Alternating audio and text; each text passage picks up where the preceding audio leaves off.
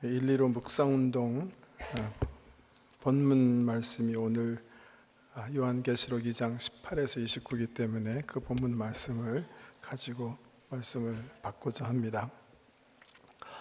요한계시록 2장과 3장에 보면 우리 예수님께서 소아시아에 있는 7 교회에게 주시는 메시지가 기록이 되어 있습니다. 그런데 이 메시지를 하나하나 살펴보면 일단은 이제 문학적인 형식이 7가지 형태로 같습니다. 다 시작할 때 보면 이 메시지를 누구에게 전하라고 하시는지 그 수신자에 대해서 예수님께서 요한에게 밝히시는 것. 오늘 본 말씀 보시면 18절에 두아디라 교회의 사자에게 편지해라. 또 에베소 교회 얘기하실 때는 에베소 교회의 사자에게 편지해라. 사자라는 말은 목회자 얘기하는 겁니다.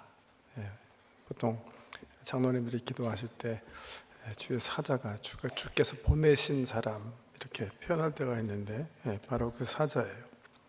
목회자에게 이제 보내는 거예요. 첫 번째로 다 시작하고요. 두 번째는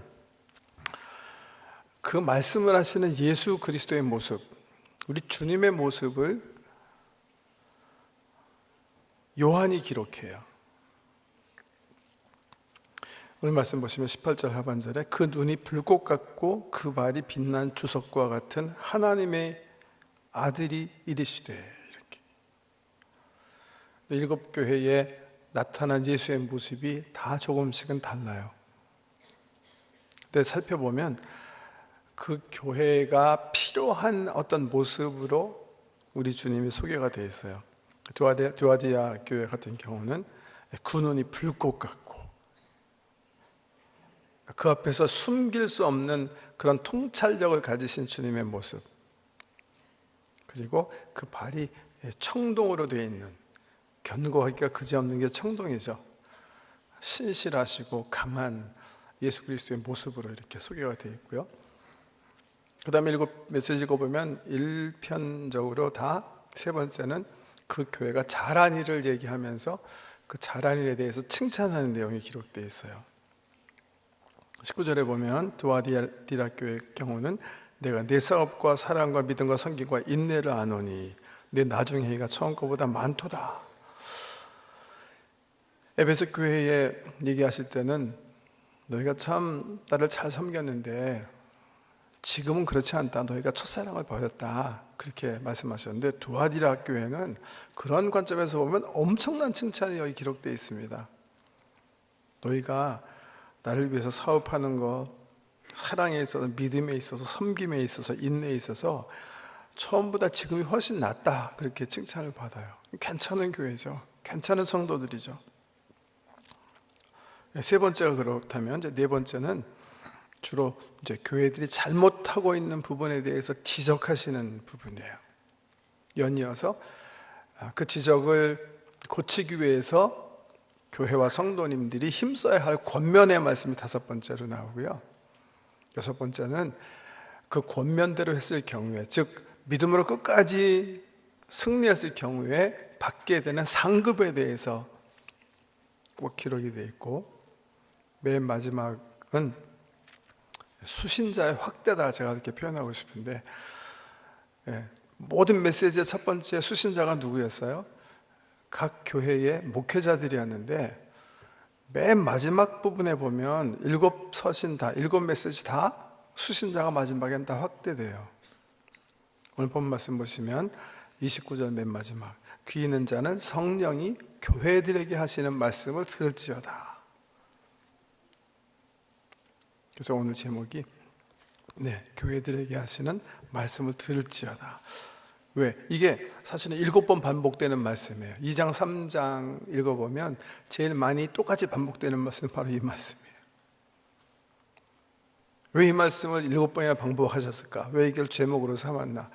왜냐하면 이 말씀이 2장 3장을 지금 21세기 사는 성도들이 어떤 태도로, 어떤 자세로 이 말씀을 받아야 되는지 확실하게 얘기하고 계시기 때문에. 어떤 태도로 받으라는 거예요? 이 말씀은 2000년 전에 소아시아 터키 동남쪽 지방에 있었던 7 교회 성도들에게 주시는 말씀이었구나. 그런 태도로 받지 않고 어떻게 이 말씀은 모든 교회, 모든 시대에 주시는, 모든 성도에게 주시는 하나님의 말씀이다. 들을 사람 듣고 깨달아라. 예수께서 말씀하신다. 그러니까 이 말씀은 나에게 주신 말씀으로 받으라는 거예요. 각 사람이. 에베소 교회에서부터 시작해서 라오디게아 교회에 이르는 그 귀한 메시지가 2000년 전에 하나님께서 그 교회를 염두에 두고 쓰신 말씀뿐만 아니라 주님 오시기 전 모든 시대, 모든 교회, 모든 성도 한 사람 한 사람을 염두에 둔 그런 메시지이기 때문에 이 메시지를 읽을 때, 들을 때 나에게 주신 말씀으로 우리의 영의 귀를 바짝 열고 들어라, 이렇게 말씀하고 계시는 거예요. 오늘 두아디라 교회에 대한 말씀을 잠시 이제 전하려고 하는데, 헐머라는 학자는요, 이 두아디라 교회에 보내시는 예수님의 메시지를 다른 교회와 비교하면서 이렇게 코멘트했어요. 7편지 중에서, 7메시지 중에서 가장 길고 가장 어려운 편지가 가장 알려지지 않고 가장 중요하지 않고 가장 유명하지 않은 도시에 전해진 게 바로 두아디라 교회 메시지다. 이렇게. 두아디라 그 도시가 중요하지 않은 도시인지 아닌지 그렇게 중요한 거 아니고, 여기 이 신학자의 말처럼 이 두아디라 교회 메시지는 다른 교회 보낸 메시지보다는 비교적 이해를 잘 못하는 경우가 많아요. 학자들도 조금 견해가 이렇게 갈리는 그런 부분입니다. 그래서 오늘 본문 말씀을 우리가 지금 쭉 읽어나가면서 주님과 교제하고 있기 때문에 이 말씀 본문으로 삼은 건데요. 두아디라는 성경에 자주 언급되는 도시명이 아니에요. 한번 딱 등장하는데 어디 나오냐면 사도행전 16장에 나와요. 거기 보면 바울이 소아시아에서 전도하다가 성령의 인도하심을 받고 마게도냐, 지금 그리스 북부죠, 가서 전도를 하게 되는데, 거기 가서 처음 전도해서 얻게 된 여자가 하나 있었어요. 그 여자분이 자주장사 하시는 분인데 재산이 좀 있으신 분이죠. 무역업 하시는 옷감 장사하는 분인데, 이분이 바울 일행을 자기 집에 유하게 해서 선교터로 삼고 전도하도록 배려한 사람이에요. 그 사람을 소개하면서 이 여자가 두아디라 여자였다, 이렇게 소개하거든요. 근데 실질적으로 역사학자들 말에 의하면 두아디라는 정말 이 자주장사들이 많은 곳이었대요. 원래 옷감과 염색업이 일찍부터 발달해서 옷감 장사하시는 분들이 많은 지역인데, 우리 기독교 전승에 의하면 두아디라 교회를 처음 개척하고 도운 사람이 바로 이 루디아다, 그렇게 얘기해요. 지금도 소아시아에 가보면 이 두아디라 교회 흔적, 2000년 전의 흔적은 아니죠.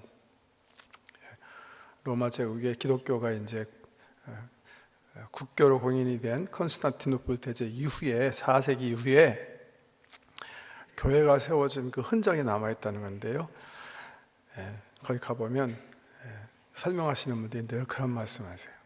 두아디라 교회는 비단장사였던, 자주장사였던 루디아가 개척을 해서 세운 것으로 이 지역에서 알려져 있다.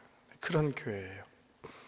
이 교회에 주님께서 메시지를 하시는데, 왜 신학자들이, 성경학자들이 이 말씀이 다른 메시지보다 굉장히 어려운 메시지다 그렇게 얘기하는 거예요. 이 말이 이해가 안 돼서 그렇대요. 20절 말씀 보세요. 그러나 내게 책망할 일이 있노라. 자칭 선지자라 하는 여자 이세벨을 내가 용납함이니 그가 내 종들을 가르쳐 꾀어 행음하게 하고 우상의 재물을 먹게 하는도다. 또 내가 그에게 회개할 기회를 주었으되 자기의 음행을 회개하고자 하지 아니하는도다. 볼지어다 내가 그를 침상에 던질 터이요 또 그와 더불어 간음하는 자들도 만일 그의 행위를 회개하지 아니하면 큰 환난 가운데 던지고, 또 내가 사망으로 그의 자녀를 죽이리니 모든 교회가 나는 사람의 뜻과 마음을 살피는 자인 줄 알지라. 내가 소위 각 사람의 행위대로 갚아주리라. 두아디라에 남아있어 이 교훈을 받지 아니하고 소위 사탄의 깊은 것을 알지 못하는 너희에게 말하노니 다른 짐으로 너희에게 지울 것은 없노라. 이 부분이 굉장히 길기도 하는데 무슨 말인지 잘 이해가 안 된다는 것 같아요. 지금 교회가 스스로 내가 선지자다 라고 주장하는 여인을 받아들이고 그 여인의 가르침을 그대로 받아들여서 하나님 관점에서는 교회가 지금 간음하고 있다, 행음하고 있다 그렇게 말씀하고 계시고, 또 이 여인의 행위를 빗대어 얘기하면서 이 여인이 이 뒤에는 이 사탄의 깊은 것이 있다 이렇게 표현하고 계세요. 근데 도무지 이 두아디라 교회가 칭찬받을 때 보면 주님 위해서 사업도 많이 하고 사랑도 있었고 믿음도 있고 섬김도 있고 인내도 있었는데, 이게 어떤 부분에서 이분들이 잘못했기 때문에 이렇게 심한 꾸지람을 듣게 됐을까? 그게 이제 우리 성경학자들의 또 교회 지도자들의 고민인데요. 어떤 분들은 여기 말씀 가운데 자칭 선지자라 하는 여자, 이 말을 중심으로 해석을 하셔서, 선지자는 뭐 하는 사람이죠? 내가 하나님 말씀하신 거 내가 너에게 전한다, 이게 선지자거든요. 하나님 말씀 대언하는 게 선지자거든요. 그래서 이 사람은 어떤 신비주의에 빠진 여자인데 내가 하나님 음성을 듣기 때문에 너희들은 내 말대로 해야 돼, 이렇게 주장해서 교회를 신비주의 쪽으로 이렇게 흘러가게 한 그런 여자일 것이다. 뭐 요즘 빗대서 얘기하면 캔사스 시티 중심으로 일어나는 신사도 운동이라 할까요? 내가 하나님께서 내게 말씀하시기 때문에 나도 사도다, 나는 뉴 아포스톨이다, 나는 새로운 사도다. 그러니까 성경과 마찬가지로 자기의 권위를 주장하는 어떤 그런 일련의 사람들이 일어났을까? 그거를 행음이라고 하신 걸까? 제 생각에는 아닌 것 같아요, 저는요. 왜냐하면 그러면 이세벨이라는 그 구약의 아주 중요한 인물의 이름을 상징으로 쓰셨을 리가 없을 것 같아요. 이사벨은 그런 사람 아니었거든요. 어떤 사람이었는가? 여러분, 열왕기 상하에 보면 이제 이스라엘 나라가 솔로몬 이후에 하나님 올바로 섬기지 못했기 때문에 나라가 갈라졌어요. 그리고 북왕국 북왕국대로, 남왕국 남왕국대로 하나님 올바로 섬기지 못하는데, 특별히 북왕국의 조명을 하고 열왕기 상하가 쭉 펼쳐져서 쓰여져요. 근데 그 열왕기 상하를 읽어보면 그 중에서도 가장 주목을 많이 받는, 열왕기 상하 기자가 가장 많이 지명을 할애해서 쓴 사람이 있어요. 그 사람이 누구냐 하면 아합 왕이라는 사람이에요. 다른 어떤 사람보다도, 그러니까 우리가 잘 아는 선지자 가운데 엘리야 선지자, 엘리사 선지자, 미가 선지자, 이 세 분이 다 이 아합 시대에 활동한 선지자들이에요. 그러니까 그분들의 모든 기적 얘기는 다 그 시대에 일어난 거예요. 그 시대 사실은 하나님께서 정말 하나님의 정도를 많이 보내시고 엄청난 기적으로 뭔가 말씀하시려고 하는 그 시대. 아합이 뭘 잘못했기 때문에 그렇게 많은 지면을 하나님께서 할애하시고 많은 정도를 보내서 이를 일깨 하려고 하셨을까? 아합과 같이 등장한 여자가 바로 왕후인 이사벨이에요. 여기 온 본문에 나오는 이사벨이 어떤 여자예요? 이 여자는 시돈 여자인데 아합이 사랑에 빠져서 이방 여자인데 자기 왕후로 삼아요. 근데 이 여자는 그냥 이방 여자이기만 한 여자가 아니에요. 바알 무당의 딸이었거든요. 바알과 아세라 선지는 제사장 왕의 딸이었어요. 그래서 이 여자가 이 이스라엘에 들어올 때는 사명을 가지고 들어와요. 자기가 섬기던 바알과 아세라를 이스라엘에게 선교해야 되겠다. 그래서 열심히 선교해서 이 시대에 정말 이 성경에 보면 우리 하나님께서 막 상한 심정으로 막 찾으시는 거예요. 상한 심정으로 이 이스라엘을 다시 회복시키기 위해서 여러 선지자 보내시고 자기가 하나님을 여러 가지 이적을 통해서 기적을 통해서 나타내 보여주시는 거예요. 여러분, 하나님이 왜 상하신 거죠? 정말 이 시대의 이스라엘 백성이 오케이, 우린 여호와 하나님 창조주 하나님 믿지 않겠다, forget it, 예루살렘 성전 하지 않겠다. 또 이 북쪽에 있는 북왕국 이스라엘은 이제 다 분단 국가가 돼서 왔다 갔다 하지 못하니까 예루살렘 대신에 베델과 단에 하나님의 제단을 세워놨는데, 우리 더 이상 여호와께 제사하지 않겠다. 그래서 그렇습니까? 천만의 말씀이에요. 이스라엘 백성은 한 번도 역사 가운데 여호와의 신앙을 버린 적은 없어요. 안식일을 지키지 않은 적 없어요. 항상 안식일을 지켰어요. 거룩하게, 철저하게 지켜요. 항상 하나님 제단 중심으로 살아요. 예루살렘에 와 살고 절기 지키고, 아하방 시대도 마찬가지고, 우리 유대 남왕국 관점에서 보면 므낫세, 하나님께서 정말 바람직하지 않은 우상을 숭배하는 왕으로, 그것 때문에 정말 유다가 나중에 멸망하게 되는데요. 그 시대조차도 대제사장이 하나님 중심으로 예배하지 않은 적 없어요. 안식일 깨먹은 적 없어요. 그럼에도 불구하고 왜 하나님께서요, 너희들은 나를 버렸다, 너희들이 바람폈다, 나는 마치 버림받은 여인과 같다,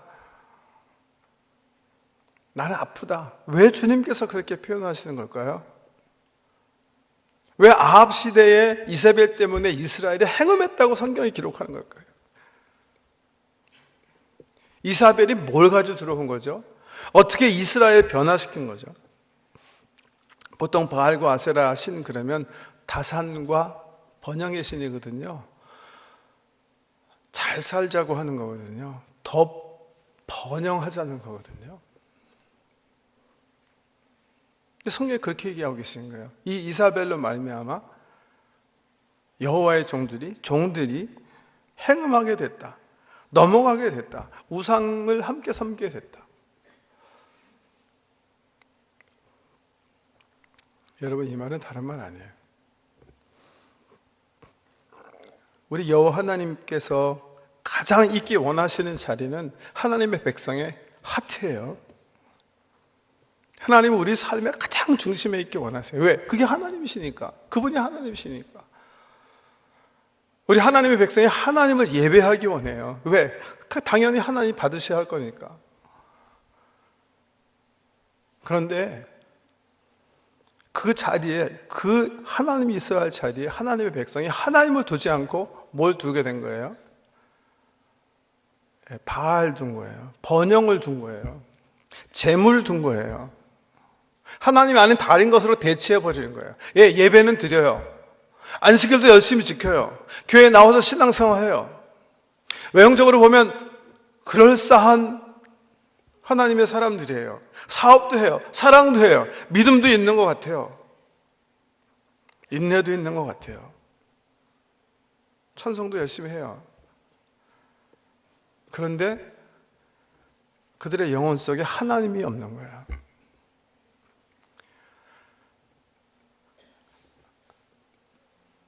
여러분, 내가 하나님을 사랑하고 그렇기 때문에 하나님 말씀을 가장 삶에 중요한 거로 여길 때 하나님께서 복을 베풀어 주세요.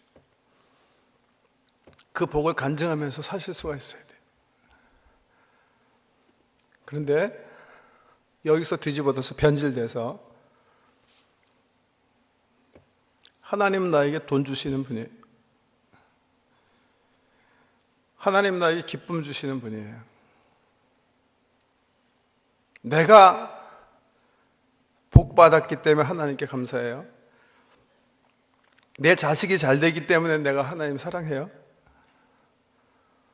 내가 편안하게 살기 때문에 하나님을 즐거워해요.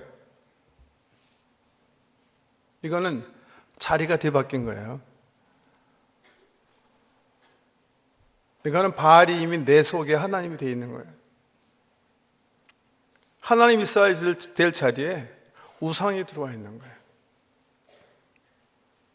하나님은 내 삶의 행복의 수단이 되어버린 거예요. 여러분, 기복신앙이란 말 들었죠? 왜 가끔 가다가 왜 어떤 기독교 크리스천 신문에 보면 우리 북미에서도 번영신학이 이거 정말 문제다. 문제예요. 하나님은 우리에게 복 주시기 위해서 존재하시는 그런 선앙당의 귀신 대신 대치된 하나님이 아니세요. 하나님 창조주 하나님이세요. 세세토록 영광 받으셔야 마땅하신 사랑의 하나님이시고 아버지세요. 그분을 사랑하지 않고 그분의 포켓을 사랑하고 결국은 그 포켓이 내 신이 되는, 내 배가 내 신이 되고 내 기쁨이 내 신이 된, 즉 교회가 교회 모양은 있는데 참 교회가 아니, 하나님의 백성이 하나님 백성 같이 생긴, 외형적으로는 그런데 그렇지 못한 어떤 그런 모습을 하고 있는 게 바로 도와드려요. 여러분, 그 사실 성경에 보면 가장 웅변적으로 이렇게 나타난 그 관계를, 사건이 있어요. 전 욥기라고 생각하는데요. 기억하세요? 욥이 정말 하나님 경외하는 사람이에요. 그래서 하나님 말씀 붙잡고 의롭게 살아요. 어떻게 하면 내가 하나님 말씀대로 그대로 살까? 우리 자녀들이 어떻게 하면 하나님 말씀대로 살면서 하나님이 경외하는 삶을 살까? 고민하면서 하는 사람이에요. 하나님께서 그를 기뻐하셨기 때문에 많은 복을 그에게 선물로 주세요. 근데 하루는 사탄이 이렇게 보고 시비 걸죠. 하나님, 욥 이렇게 복을 많이 주면 누군들 이 사람처럼 하나님 경외하지 못하겠습니까? 하나님은 그렇게 생각하지 않으세요. 하나님은 욥을 믿노. 하나님은 나를 경외하고 나를 사랑하는 거야. 사탄이 도전하는 거예요. 복 때문에 그렇습니다. 복을 한번 뺏어가 보십시오. 그러면 욥이 당신을 저주하게 될 겁니다. 여러분 같으면 어떡하세요? 여러분이 지금 누리고 있는 복, 즐거움, 행복, 주님께서 걷어가시면 욥처럼 하나님 사랑하세요? 하나님이 여러분,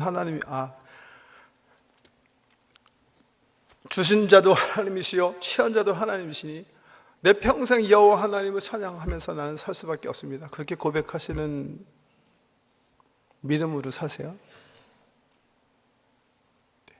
주님께서 그거 보기 원하셔서 사탄에게 욥을 내어주신. 그럼 오케이, 시험해라. 그래서 그로 다 걷어가게 하세요. 욥이 어떻게 했습니까? 욥은 하나님을 사랑하고 있었어요. 하나님을 경외하고 있었거든요. 그거 다 없어졌어요. 그의 삶의 기쁨이 다 사라져 버렸어요. 그 가운데서 정말 모든 친구들이, 아내가 그를 버리고 떠나고 저주하라고 그렇게 강요하는 상황 속에서도요, 주 하나님 여호와를 높여요. 왜요? 그의 삶은 세상에 하나님보다 더 귀한 게 없는 그런 중심이 있었기 때문에. 아브라함 얘기도 비슷한 얘기인데요. 아브라함이 100세 넘어서 아이를 하나 얻어요. 얼마나 예뻤겠습니까? 그 아들이 정말 약속의 선물이고 이 아이를 통해서 엄청난 민족이 이제 태동될 것인데 너무 빠졌던 것 같죠? 하나님께서 그 중심을 보시기 원하세요. 그래서 하루는 나타나셔서 명령하시죠. 아브라함아, 내가 아끼는 독자 이삭을 데리고 내가 지정한 산으로 가서 내게 번제물로 드려라.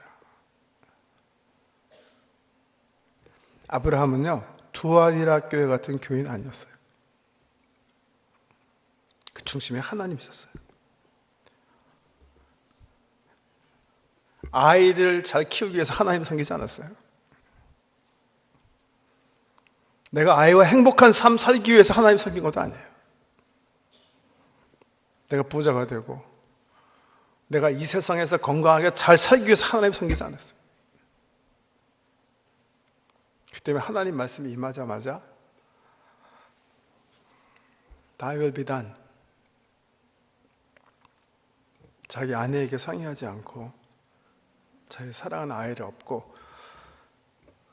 아니라 아이를 데리고 짐 지우고 모리아산 예루살렘으로 향해요.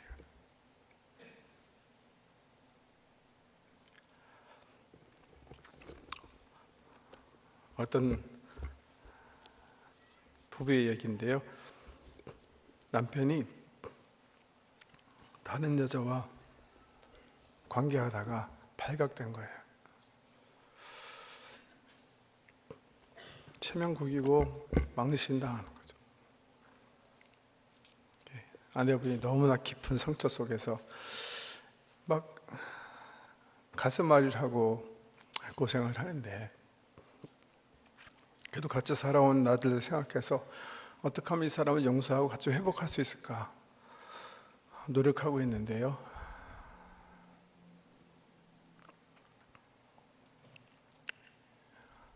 이 남편이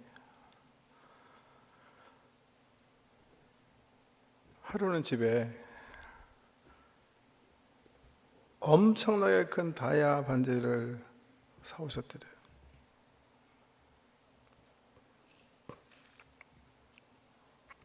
그거를 열어보고 이 아내가 아무래도 같이 못 살겠다, 이혼을 결심하셨다는 건데요. 여러분, 하나님께서 원하시는 것은 이혼을 결심한 이 상한 여자분의 마음과 같은 거예요. 주께서 원하시는 것은 마음이에요. 진실한 회개를 원하시는 거예요. 아니, 진실한 사랑을 나누기 원하시는 거예요. 우리 마음속에 하나님이 있기 원하는 거예요.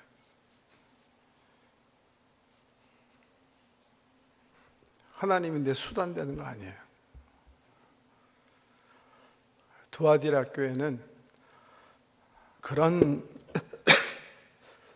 잘못을 하고 있었고, 그런 의미에서 이 메시지는 21세기에 사는 우리 모든 사람한테 꼭 들어야 하는 메시지예요.